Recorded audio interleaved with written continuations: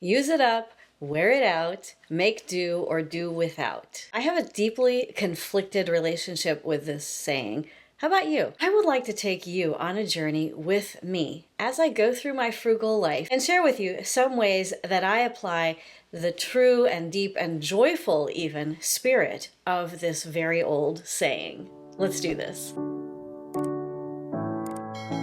Welcome, I'm Amy, and here at Frugal Over 50, I share tips and tools for frugal living. Hola a todos. El día de hoy, vengan conmigo en un día de mi vida frugal. Really, I'd like to share with you some snapshots of my daily frugal life, and let's talk together about what we think about this old saying and how we can apply it to the actual realities of our daily lives here in the modern age. Tip number one that I have for you that I think really goes along with our old-fashioned saying is roll with the changes. And here I have recently been inspired by the seasonal change that I've experienced as I have moved to a new place where the seasons change sometimes over the course of a day and generally every few weeks.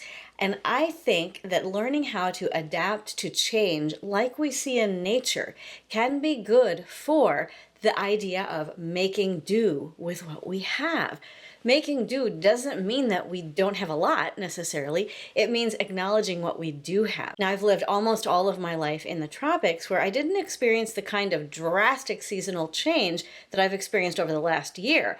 However, even in the tropics or places where the seasons do not change that drastically, you can look out into nature and see how nature changes from sun to rain to wind, from day to night, and you can see the differences in how different plants grow at different times of the year. Is it a rainy season or is it a dry season? And when we look at the changes that come to us from nature, from what surrounds us, we understand that when we think about making do with what we have, that truly we live on a beautiful and abundant planet. And making do means understanding what resources are available to us, respecting the forces of nature, and living within the beauty and the joy that surround us every single day. Tip number two comes from the first part of our old saying, which is use it up. At the end of Pride Month, I had some Pride Month cupcakes, and I didn't think I was going to eat them before they went bad, but I didn't want to throw them away. I wanted to use them up. And I got an idea to turn them into filled cake pops.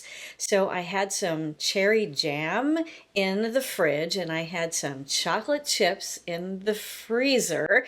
And I decided to just try to crumble up the cupcakes, mix them with their own frosting, and then flatten them out a little bit, put a little bit of cherry jams, cherry preserves really, wrap the cake and frosting around the cherry preserves, let it harden for a bit, and then dip it into some melted chocolate chips. This process was very simple, quite straightforward. It used things that I had in the house. It used up something that I really needed to use up instead of throwing into the trash. And I have a really difficult time describing to you how utterly delicious this was. If you have some old cupcakes laying around your house, use them up and turn them into something else.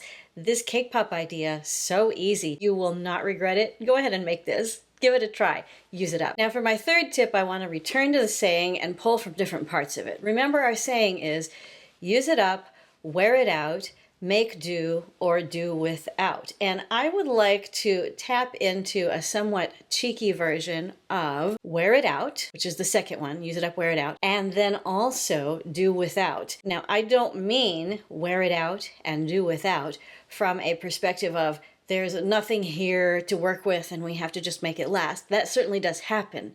But I think that we can apply that principle in our daily lives. And let me tell you about a very interesting way I have recently started doing this. It's with exercise. Now, I have a complicated relationship with exercise, just like I have a complicated relationship with this saying. I love to go on walks. You know me, I'm the queen of the walk.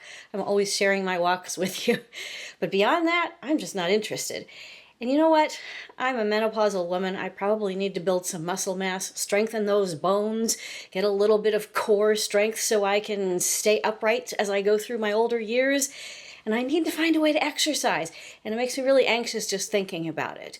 And recently I came up with a strategy that has been working for me that helps me to live frugally. It doesn't cost me anything except a little bit of time, and let me tell you all about it. I had to make a list here so I could remind myself of what to tell you about how I am exercising frugally these days. So first of all, I exercise daily. The place where I live now has a gym that is available free of charge to everybody who lives here. I'm really fortunate, so I can go exercise at the gym every single day. The second thing that I decided when it comes to exercising is no sweating.